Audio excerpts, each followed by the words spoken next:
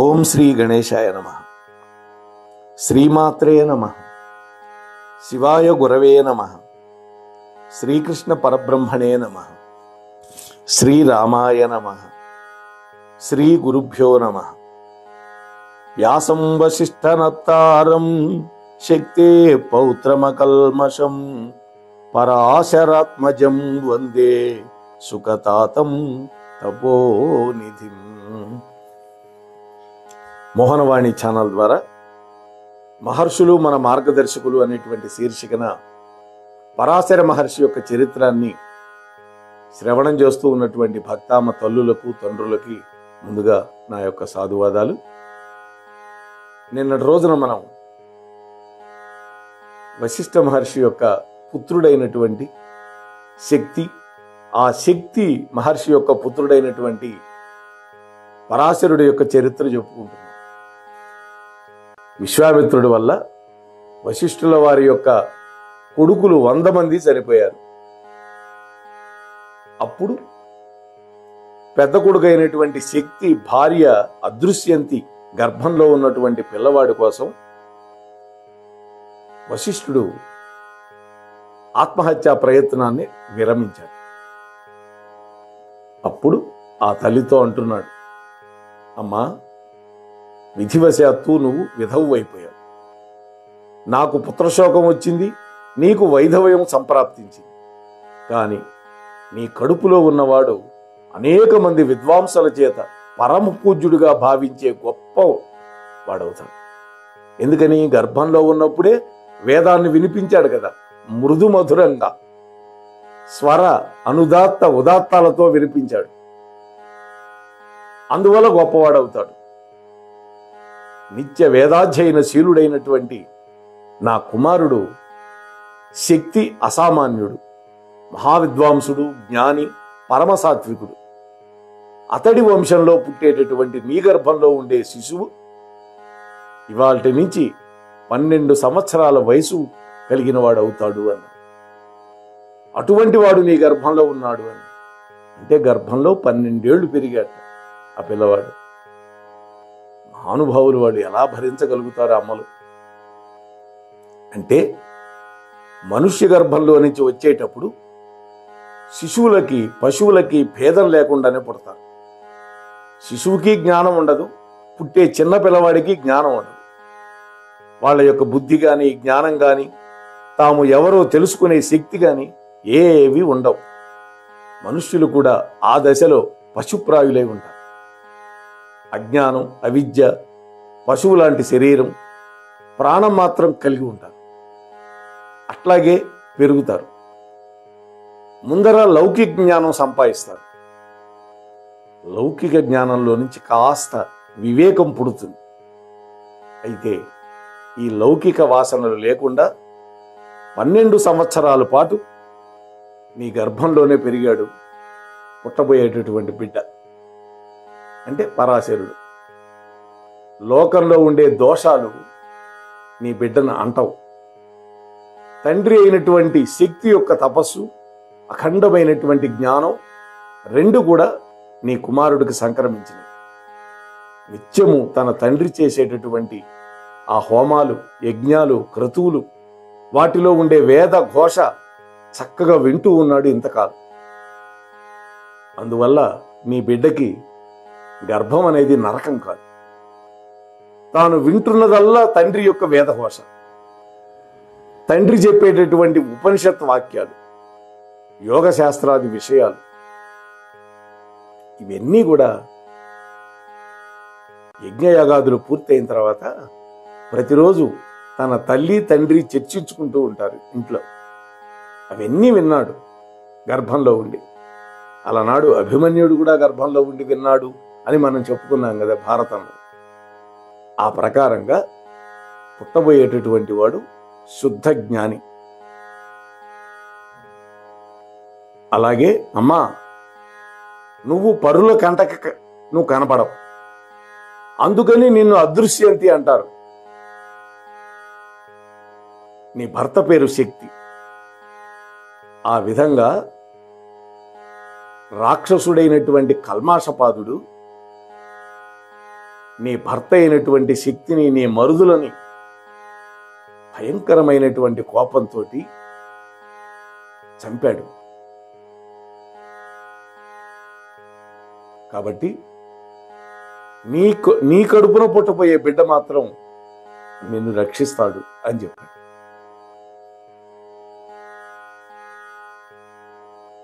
ఒకానొక నాడు ఈ కల్మాషపాదుడు రాక్షసుడయ్యాడు కదా, ఆశ్రమం మీద పడి ఎటు ఏమి భర్తను చంపేశాను, అలాగే 99 మంది సోదరుల్ని చంపేశాను, ఈమెను కూడా గనక చంపేస్తే ఇక నాకు శత్రుశేషం ఉండదు కదా అనుకున్నట్టు. అందుకని ఆ అదృశ్యంతి మీదకు కూడా వచ్చి ఆమెను చంపబోయాడు రాక్షస రూపంలో ఉన్న కల్మాషపాదుడు. అప్పుడు వశిష్ఠుల వారికి భయంకరమైన కోపం వచ్చింది. మామూలుగా ఆయన కోపం ఉండదు, బ్రహ్మర్షి ఆయన. అయితే అప్పుడు వచ్చిన కోపం కూడా తాత్కాలికమే. ఎందుకని? కోపం తెచ్చిపెట్టుకుంటారే తప్ప మహాత్ములు ఎప్పుడూ సాత్వికులుగానే ఉంటారు. వెంటనే కమండలంలోని నీళ్లు అభిమంత్రించి కల్మాషపాదుడి మీద చల్లాడు. వెంటనే గతంలో ఉన్న శాపం తీరిపోయింది. రాజుగారికి మళ్ళీ మానుష రూపం వచ్చింది. తను కల్మాషపాదుణ్ణి అనేటువంటి వివేకం కూడా కలిగింది. తనకు ఆ శాపం ఎందుకు వచ్చిందో, తాను చేసినటువంటి పాపపుణ్యాలన్నీ గుర్తుకొచ్చినాయి. వెంటనే వశిష్ఠుడి యొక్క కాళ్ల మీద పడి క్షమించమని ప్రాధేయపడ్డాడు. ఆ విధంగా వశిష్ఠుల వారిని పూజించి తన రాజ్యానికి వెళ్ళిపోయాడు. అక్కడ కల్మాషపాదుడికి మదయంతి అనే భార్య ఉంది. ఆమె యందు ఆయనకి అశ్మకుడు అనేటువంటి ఒక కొడుకు పుట్టాడు. ఆయన తరించిపోయాడు. ఇన్ని గండాలు గడిచిన తర్వాత శక్తి భార్య అదృశ్యంతి కొంతకాలానికి మహాతేజోనిధిగా ఉన్నటువంటి ఒక కుమారుణ్ణి కన్నది. అతడికి పరాశరుడు అని పేరు పెట్టాడు తాతగారు వశిష్ఠుడు. జాతక కర్మాదులన్నీ చేశారు. దేదీప్యమానంగా పెరుగుతూ ఉన్నాడు. అలా పెరిగి పెద్దవాడైన తర్వాత ఆయనకి తండ్రి జ్ఞాపకం వచ్చాడు. పెరిగి పెద్ద అయిన తర్వాత కదా ఎవరికైనా. వెంటనే తపస్సు మానేసి తల్లి దగ్గరకు వచ్చాడు. అమ్మా, నాకు ఎప్పుడూ మా తాత అయినటువంటి వశిష్ఠుల వారే కనపడుతున్నాడు. మరి నా తండ్రి ఎక్కడున్నాడు, ఏమైపోయినాడు, అసలు నా తండ్రి ఎవరు అని అడిగాడు. అప్పుడు ఆమె జరిగిన కథ అంతా చెప్పింది. మనం ఇప్పటికీ సినిమాల్లో చూస్తూ ఉంటాం. అప్పుడు హీరో పగ తీర్చుకోవడానికి బయలుదేరతాడు కదా, తండ్రిని చంపినవాడు ఎవడో వెతుక్కుంటూ. అట్లాగే ఉంటుంది ఇక్కడ కూడా. ఇవి చూసే సినిమా కథలు వచ్చింది, అంతేగాని వాళ్ళు ఏమీ సృష్టించలా. ఈ విధంగా కొడుక్కి కథ అంతా చెప్పి ఏడిచింది అదృశ్యంతి. ఆ కథ అంతా విన్నాడు. కోపం వచ్చింది ఇతనికి కూడా. అంత పరమ పూజ్యుడైనటువంటి ఈ వశిష్ఠ మహర్షి యొక్క కొడుకు అయినటువంటి నా తండ్రి రాక్షసుడి చేతిలో చావడం ఏంటి? లోకంలో ఆయన పరమ సాత్వికుడు, తపోనిధి, పరమ పూజ్యుడు. అలాంటి వాడిని కేవలం ఒక రాక్షసుడు వచ్చి చంపితే తన్ను తాను రక్షించుకోలేకపోయాడా? లేదు, ఈ ప్రపంచంలో ఉన్న వాళ్ళందరూ కళ్ళకి గంతలు కట్టుకొని కూర్చున్నారా? ఏమిటి ఈ ప్రపంచం? ఈ ప్రపంచం గనక అలాంటిది అయితే, గుడ్డిదైతే, ఆపద వచ్చినా రక్షించటానికి పూనుకోవటానికి ఇష్టపడినదైతే నేను సహించే ప్రసక్తే లేదు.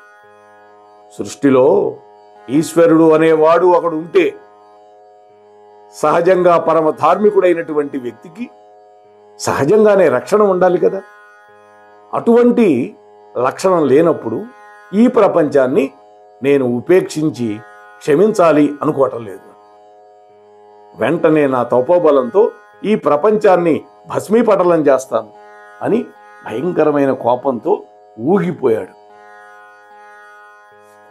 నిజానికి పరాశరుడి యందు వశిష్ఠుడి యొక్క తపోబలం, శక్తి యొక్క తపోబలం, తన తపోబలం 3 ఉన్నాయి. 3 శక్తులు తనలోనే ఉన్నాయి. దానికి తోడు తల్లి అయినటువంటి అదృశ్యంతి యొక్క పాతివ్రత్య మహాత్యం కూడా వాటికి తోడైంది. పరంపరాగతంగా అతడి యందు ఉండేటటువంటి ఆ శక్తి అంత దివ్యమైనటువంటి. పరాశరుడిలో ఆ సంకల్పం ఎప్పుడైతే కలిగిందో, లోకాలన్నీ భస్మీపటలం చేస్తానని అన్నాడో, పంచభూతాలు తల్లకిందులైపోయినాయి, గడగడ గడగడ వణికిపోయినాయి. ఆయన సంకల్పానికి ప్రపంచం అంతా కల్లోలితమైపోయింది. ఆ సమయంలో వశిష్ఠుల వారు లేరు, ఎక్కడో తపస్సు చేసుకుంటూ ఉన్నాడు. కొడుకు పోయినా ఆయనకు మాత్రం క్రోధం రాల. తన కళ్ళ ముందరే కొడుకును చంపితే ఆయన కోపం రాల. ప్రతిఫలంగా ఆత్మహత్యా ప్రయత్నం చేశాడు, చేతగాని వాళ్ళలాగా. శాంతం ఆయన యొక్క సహజ లక్షణం కాబట్టి అలా చేశాడు. లోకాలన్నిటికీ కల్లోలానికి కారణమైనటువంటి ఆ పరాశరుడి యొక్క తీవ్రమైన శపథం వెంటనే తపస్సు చేస్తున్న వశిష్ఠుల వారికి తెలిసిపోయింది. అంటే దివ్య దృష్టితో తెలుసుకున్నాడు. అంత శక్తి ఉంటుంది మహర్షులకి. వెంటనే ఉన్న పళంగా పరాశరుడి దగ్గరికి వచ్చేశాడు తాత వశిష్ఠుడు. అనునయిస్తూ, నాయనా పరాశర, నీ ప్రతిజ్ఞ చాలా భయంకరమైంది. దీనివల్ల లోకానికి ఉపద్రవం వస్తుంది. నాయనా, లోకాలను అనుగ్రహించి నువ్వు కోపాన్ని తగ్గించుకో, ఉపసంహరించుకో. నీ తండ్రి పరమ పుణ్యాత్ముడే, గొప్పవాడే. కానీ విధి అనేది ఒకటి ఉంటుంది కదా. పుట్టిన ప్రతివాడు ఎట్లాగొట్లా చావాలి కదా. మీ తండ్రి మరణం ఆ విధంగా రాసిపెట్టుంది, అందువల్ల గతించాడు. పుట్టినటువంటి వాళ్ళందరూ ఎప్పుడో ఒకప్పుడు మరణించక తప్పదు. ఎలా చనిపోతే ఏంటి? ఇంకొకటి చేతిలో చచ్చిపోయినా, సహజంగా యోగంలో శరీరాన్ని వదిలిపెట్టినా మృత్యువు ఎలాగూ తప్పదు. ఎవరికైనా ఏదో విధంగా వచ్చి తీరుతుంది. దానికి ఇదొక నిమిత్త కారణం. అంతేగాని మీ తండ్రి చావుకి విశ్వామిత్రుడు కారణమని అనుకోవద్దు. పైగా ఆ విశ్వామిత్రుడి యొక్క అండతోటి కదా ఈ రాక్షసుడైనటువంటి కల్మాషపాదుడు చంపాడు. అంటే మీ తండ్రి కల్మాషపాదుడు అనే రాక్షసుడి చేతిలో చచ్చిపోయినా అది దుర్మరణమే అయినప్పటికీ కూడా నీ వంటి పుత్రుడు కలగటం వల్ల నీ తండ్రి పుణ్యలోకాలకు వెళ్ళిపోయాడు. ఆయనకి సద్గతులు కలిగినాయి. దీనికి ఉదాహరణగా గతంలో జరిగినటువంటి ఒకానొక అద్భుతమైన కథ కూడా చెప్పాడు వశిష్ఠుల వారు. నాయనా పరాశర, పూర్వం భృగువంశంలో ఔర్వుడు అనేటువంటి మహర్షి ఉండేవాడు. మనం చెప్పుకున్నాం ఔర్వ మహర్షి యొక్క కథ. నీ గోత్రంలోనే పుట్టాడు. అతడి తండ్రులు క్షత్రియుల చేతిలో హింసించబడి చనిపోయారు. ఔర్వుడు క్రోధంతో ఒక ప్రళయాన్ని కలగజేసేటటువంటి భయంకరమైన తపస్సు చేశాడు. ఆ తపో అగ్నికి 3 లోకాలు భయపడిపోయింది. అప్పుడు ఆ ఔర్వుడి యొక్క తండ్రులు చనిపోయినటువంటి వాళ్ళంతా కూడా పితృదేవతలుగా ఔర్వుడికి దర్శనమిచ్చారు. ఆ ఘోరమైనటువంటి తపస్సు మానుకోమని చెప్పి విరమింపజేశారు. అందువల్ల ఎవరైనా మరణించారు అంటే మరణం అనేది అతడి విధిలో లేకపోతే ఏ విధంగా మరణిస్తాడు? కాబట్టి నాయన, మరణం సంభవించినటువంటి కారణం ఇక్కడ అప్రస్తుతం. ఎవరో కారణమని అనుకోవటం జ్ఞాని యొక్క లక్షణం మాత్రం కాదు. ఆ విధంగా ఔర్వుడిని వాళ్ళు శాంతపరిచారు. ఆ మాటే నీకు మళ్ళీ చెబుతున్నాను. నువ్వు బుద్ధిమంతుడివి నాయన, నా మాట విని శాంతించు అని వశిష్ఠుడు బోధించాడు. అప్పుడు ఆ పిల్లవాడన్నాడు, పరాశరుడు, తాత, నాకు క్రోధం ఉంటే ఉండొచ్చుగాక. నువ్వు ఇలా అర్థించిన తరువాత నేనిక ముందుకెలా వెళ్తాను? నా హృదయంలో శాంతి కలక్కపోయినా పెద్దలు మీరు శాసించారు కాబట్టి ఎంత తీవ్రమైన భయంకరమైన సంకల్పం నాలో కలిగిందో అంత తొందరగా మీ యొక్క దర్శనంతో అది పోయింది అన్నాడు పరాశరుడు. అంటే అంతటి పరమ సాత్వికుడు వశిష్ఠుల వారు. ఆయన ఎంత సాత్వికుడు అంటే తన కోడలిని చంపటానికి వచ్చినటువంటి కల్మాషపాద రాక్షసుణ్ణి మంత్రోదకంతో మానవుణ్ణి చేశాడు, మళ్ళీ రాజునుగా చేశాడు. అతడిలో ఉండే రాక్షసత్వం తీసేశాడే తప్ప తన శాపోదకంతో చంపల. వాస్తవంగా నీళ్లు జల్లి చావు అంటే సస్తాడు. అంటే తన వంశాంకురాన్ని పాడు చేయటానికి వచ్చిన వాడిని కూడా క్షమించాడు. ఆయనలోంచి శాంతగుణమే బయటకు వచ్చింది. అది వశిష్ఠ మహర్షిలో ఉన్నటువంటి గొప్ప విశిష్టత. తాత, నాకు నా తండ్రి గాథ వింటే క్రోధం వచ్చింది, మీ మాట వింటే శాంతం కలిగింది. రెండింటిలోనూ నాకు కర్తృత్వం లేదు. స్వతసిద్ధంగా ఈ రెండు గుణాలు నాలో వచ్చినాయి. మా తండ్రి మరణ వార్త వింటే కోపం వచ్చింది, మిమ్మల్ని చూడగానే నాలో శాంతం వచ్చింది. చూసారా, నా తండ్రి మృతి నా క్రోధానికి కారణమైతే శాంతానికి మీరు కారణమయ్యారు. అందువల్ల ఈ రెండింటికి కూడా నేను కర్తని కాదు అన్నాడు పరాశరుడు. ఈ మాటలు మామూలుగానే అన్నాడు, తనకు దేంట్లోనూ కర్తృత్వం లేదు అని. తాత, ఇక నేను ఈశ్వరుని గురించి తపస్సు చేసుకుంటూ వెళ్ళిపోతాను. ఒక మాటు నా పితృపాదాలను చూస్తాను, ఊర్ధ్వలోకాలలో ఉండే నా తండ్రి దర్శనం చేసుకుంటాను, ఈశ్వరుడి యొక్క అనుగ్రహం పొందుతాను అని తాతగారికి చెప్పి ఈశ్వరుడు గురించి తపస్సు చేశాడు పరాశరుడు. తన తండ్రిని చూడాలనేటువంటి కోరికతో చేశాడు తపస్సు. త్వరలోనే శివానుగ్రహం కలిగింది. శివుడి యొక్క దివ్య దర్శనం అయింది. స్తోత్రం చేశాడు, మహాదేవ, సృష్టి స్థితి లయలకు నీవే కారణభూతం, ఆనంద బ్రహ్మాధిష్టాన దేవతవు నీవు. ఏదో అర్థం లేని చిన్న కోరికతో నీ గురించి తపస్సు చేశాను, నిన్ను శ్రమ పెట్టాను. ఇప్పుడు నాకు ఏ కోరిక లేదు. అయినా నా తండ్రిని మాత్రం ఒకే ఒక్కసారి దర్శించాలనేటువంటి కోరిక ఉంది. తీవ్రమైన తపస్సు చేశాను, అందుకే నన్ను దీవించండి స్వామి, ఈ ఒక్క కోరిక నాకు తీర్చండి అని ప్రార్థించాడు. ఈ విధంగా సదాశివుణ్ణి స్తోత్రం చేస్తూ పరాశరుడు ఆయనను ఆనంద బ్రహ్మాధిష్టాన దేవతవు అని అన్నాడు. ఇక్కడ అంటే శివతత్వం అన్నమాట. ఆనందో బ్రహ్మేతి వ్యజానాత్ అని అంటూ ఉంటాం మనం. అంటే ఆనందానికి అధిష్టాన దేవత శంకరుడు. ఆయన పేరులోనే ఉంది, శం కరోతి ఇది శంకర కదా. పంచబ్రహ్మలలో రుద్రుడు 5వ బ్రహ్మ, ఆది వస్తువు. శివుడు అనేది ఒక శుద్ధ తత్వం. శివనామాన్ని మనం నిత్యము జపిస్తూ ఉంటాం. అంటే సర్వ ప్రవృత్తి లక్షణ లక్షితులైనటువంటి దేవతలందరికీ కూడా అతీతమైనటువంటి వస్తువు శివుడు. సృష్టిలో ఇన్ని లక్షణాలు ఉన్నాయి, కానీ ఆ శంకరుడిలో ఇట్లాంటి లక్షణాలు ఏవీ ఉండవు. ఒకే ఒక లక్షణం ఆనందం, అదే శుద్ధమైన ఆనందం. ఆ ఒక్కటే ఉంటుంది. పరాశర మహర్షి తన తండ్రిని చూడాలని అంటే శివుడు అన్నాడు, నాయనా పరాశర, దానిదే ఉందయ్యా, నువ్వు నిరభ్యంతరంగా స్వర్గలోకానికి వెళ్ళు, నీ తండ్రిని దర్శించు, స్వర్గానికే కాదు నువ్వు ఎక్కడికైనా వెళ్ళొచ్చు అన్నాడు. శివాజ్ఞ అయింది. 14 భువనాలలో ఎక్కడికైనా వెళ్ళు అన్నాడు కదా.